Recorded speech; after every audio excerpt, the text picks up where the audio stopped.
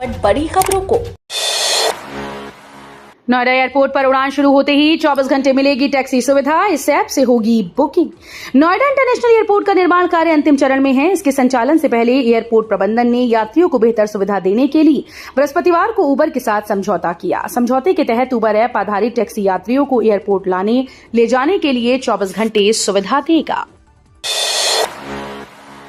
विकसित कृषि संकल्प अभियान का शुभारंभ। मुख्यमंत्री योगी आदित्यनाथ ने गुरुवार को विकसित कृषि संकल्प अभियान की शुरुआत की। इस मौके पर सीएम योगी ने कहा कि ये लैब तो लैंड पर जाने की अभिनव पहल है। उन्होंने कहा कि अभियान के तहत कृषि विशेषज्ञ और वैज्ञानिक मृदा परीक्षण कर रहे किसानों को बेहतर फसल उत्पादन की जानकारी देंगे। सीएम ने कहा कि डबल इंजन की सरकार ने किसानों को आय बढ़ाने के लिए बड़ा अभियान शुरू किया है।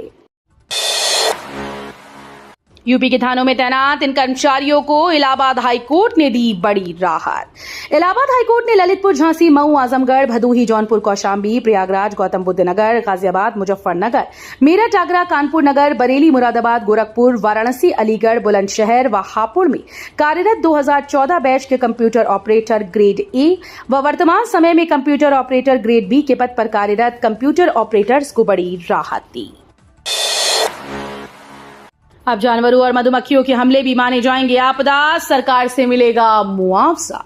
पहले तक केवल कुछ सीमित प्राकृतिक और अप्राकृतिक घटनाओं को ही श्रेणी में माना जाता था, लेकिन अब सियार, लोमड़ी, मधुमक्खियों के हमले से होने वाली जनहानि भी सरकार की मुआवजा नीति के दायरे में आएगी। इस नई व्यवस्था के अंतर्गत यदि सियार, लोमड़ी या मधुमक्खी के हमले में किसी व्यक्ति की मृत्यु हो जाती है तो मृतक के परिजनों को 4 लाख रुपए का मुआवजा प्रदान किया जाएगा।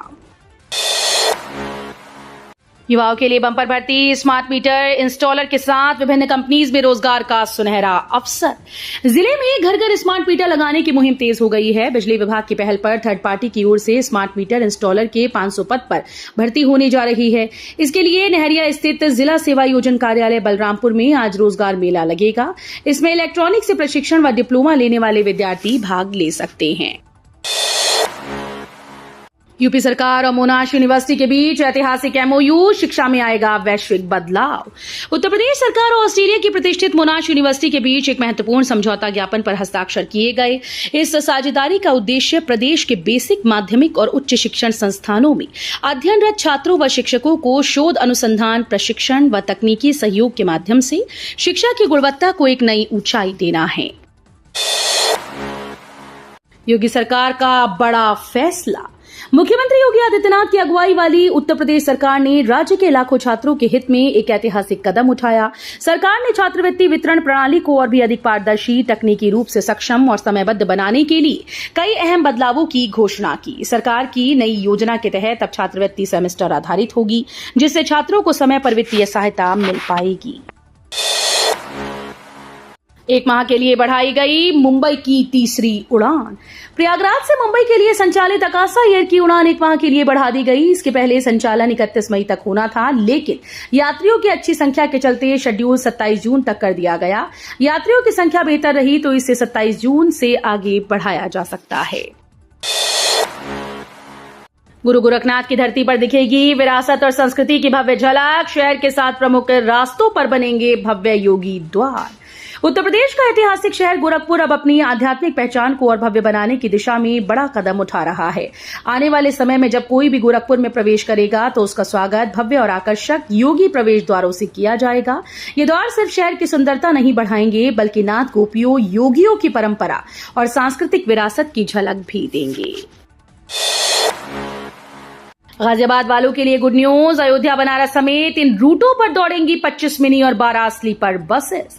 रीजन के हापुड़, बुलंदशहर व गाजियाबाद जिले के सक्रिय रास्तों वाले गांव से मिनी बसेस का संचालन किया जाएगा। वहीं कौशाम्बी डिपो से 5 शहरों के लिए स्लीपर बसेस रफ्तार भरेंगी। परिवहन निगम के अधिकारियों ने मुख्यालय से एसी, मिनी स्लीपर, साधारण व सीएनजी की कुल 175 बसेस की डिमांड की। इसके लिए उत्तर प्रदेश राज्य सड़क परिवहन निगम के जीएम स्तर के अधिकारियों ने रीजन के क्षेत्रीय प्रबंधक व सहायक क्षेत्रीय प्रबंधकों के साथ वर्चुअल बैठक की।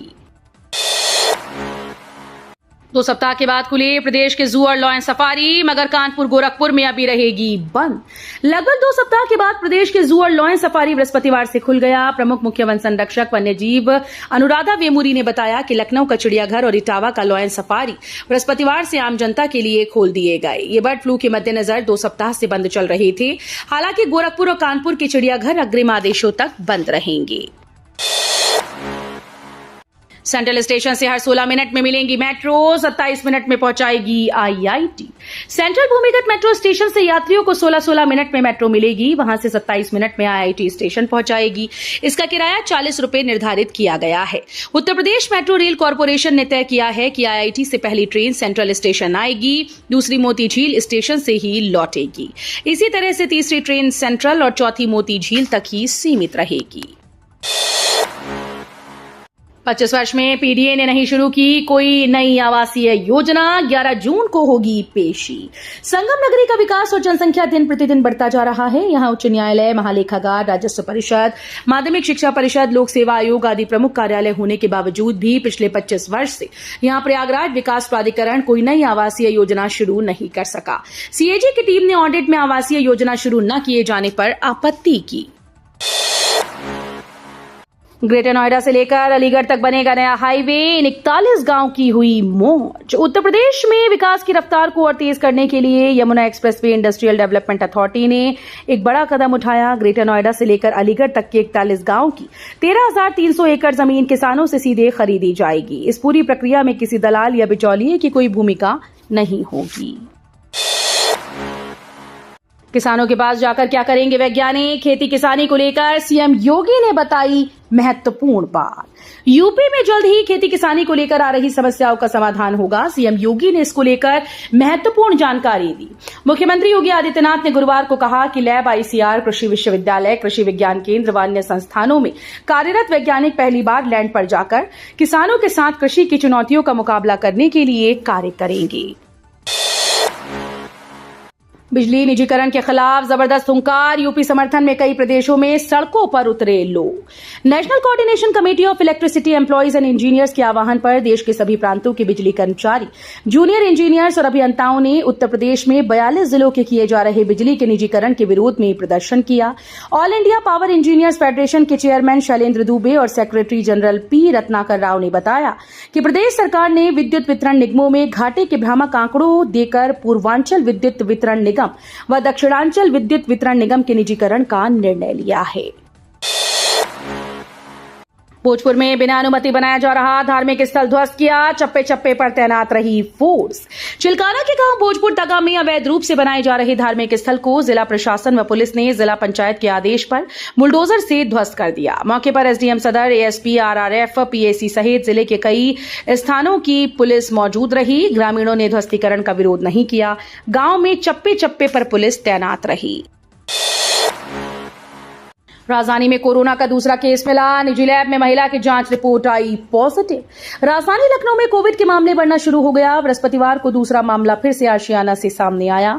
महिला उत्तराखंड से धार्मिक यात्रा करके वापस आई थी। सर्दी, जुकाम व बुखार की शिकायत होने पर निजी लैब से जांच कराई। शिकायत होने पर जांच कराई गई और उसके बाद जांच की रिपोर्ट पॉजिटिव आई। सीएमओ का कहना है कि महिला में कोविड के हल्के लक्षण हैं, वो होम आइसोलेशन में है। भारत में ईवी क्रांति में यूपी सबसे आगे, इलेक्ट्रिक वाहन पंजीकरण में दिल्ली और महाराष्ट्र को पछाड़ा। उत्तर प्रदेश अब भारत में इलेक्ट्रिक वाहनों के क्षेत्र में सबसे आगे निकल चुका है। राज्य में अब तक 4.14 लाख से ज्यादा इलेक्ट्रिक वाहन रजिस्टर हो चुके हैं, जिससे यूपी ने दिल्ली और महाराष्ट्र जैसे बड़े राज्यों को पीछे छोड़ दिया है। कोरोना संक्रमण के बढ़ते मामले को लेकर स्वास्थ्य विभाग सतर्क। फर्रुखाबाद में कोरोना को लेकर स्वास्थ्य महकमा पूरी तरह से सतर्क हो गया है। सामुदायिक स्वास्थ्य केंद्रों को अलर्ट मोड पर रखा गया। अभी कोरोना के एक भी मामले जिले में नहीं आए। मुख्य चिकित्सा अधिकारी अवनींद्र कुमार ने बताया कि अगर किसी में भी कोरोना के लक्षण मिलते हैं तो उसकी पूरी जांच कराई जाएगी। स्पेशल वार्ड से लेकर ऑक्सीजन प्लांट को लेकर उन्होंने जानकारी दी। शिक्षक भर्ती आंदोलन के बीच चंद्रशेखर आजाद ने योगी सरकार पर दागे सवाल। शिक्षक भर्ती आंदोलन पर चंद्रशेखर आजाद ने कहा कि उत्तर प्रदेश के परिषदीय प्राथमिक स्कूल में 1 लाख सहायक शिक्षकों की जरूरत है, लेकिन सरकार 2018 के बाद से कोई नई भर्ती क्यों नहीं कर रही, ये समझ से परे है। चंद्रशेखर आजाद ने उत्तर प्रदेश शिक्षा सेवा चयन आयोग के बाहर बेमियादी धरने पर बैठे अभ्यर्थियों का समर्थन करते हुए एक्स पर एक वीडियो शेयर किया और सरकार पर निशाना साधा। रेरा की सख्त चेतावनी, घर खरीदने से पहले ये गलती हरगिज ना करें। रेरा ने स्पष्ट रूप से कहा कि उपभोक्ताओं को केवल उन्हीं परियोजनाओं में निवेश करना चाहिए जो उत्तर प्रदेश रेरा में विधिवत पंजीकृत हैं। रेरा का कहना है कि रजिस्टर्ड परियोजनाओं में निवेश करना ही सुरक्षित विकल्प है, क्योंकि इससे उपभोक्ताओं के हितों की कानूनी सुरक्षा सुनिश्चित होती है। रेरा ने यह भी कहा कि आम आदमी के जीवन में घर खरीदना एक बड़ा और अहम निर्णय होता है, जिसमें उनकी जीवन भर की कमाई जुड़ी होती है।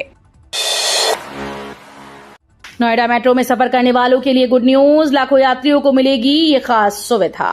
नोएडा मेट्रो रेल कॉर्पोरेशन की एक्वा मेट्रो में सफर करने वाले यात्रियों को अब अपना डिजिटल कार्ड रिचार्ज कराने के लिए लंबी लंबी कतारों में नहीं खड़ा होना पड़ेगा। अब टिकट वेंडिंग मशीन के जरिए QR कोड को स्कैन करके कार्ड रिचार्ज कराया जा सकता है।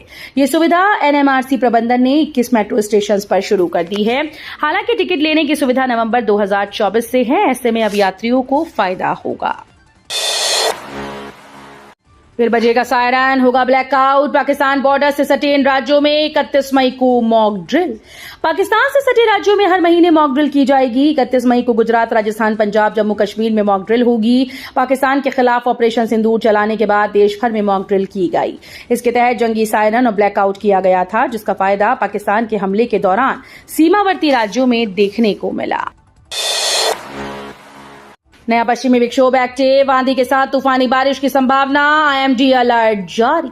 उत्तर पश्चिम भारत में एक नया पश्चिमी विक्षोभ सक्रिय होने रहा है। इसके चलते दिल्ली NCR समेत पूरे उत्तर पश्चिम भारत में मौसम बदलने की संभावना है। भारतीय मौसम विज्ञान विभाग के मुताबिक नए पश्चिमी विक्षोभ के प्रभाव से 29 और 30 मई को गरज चमक के साथ बारिश, बिजली गिरने और 40 से 70 किलोमीटर प्रति घंटे की रफ्तार से तेज हवाएं चलने की संभावना है।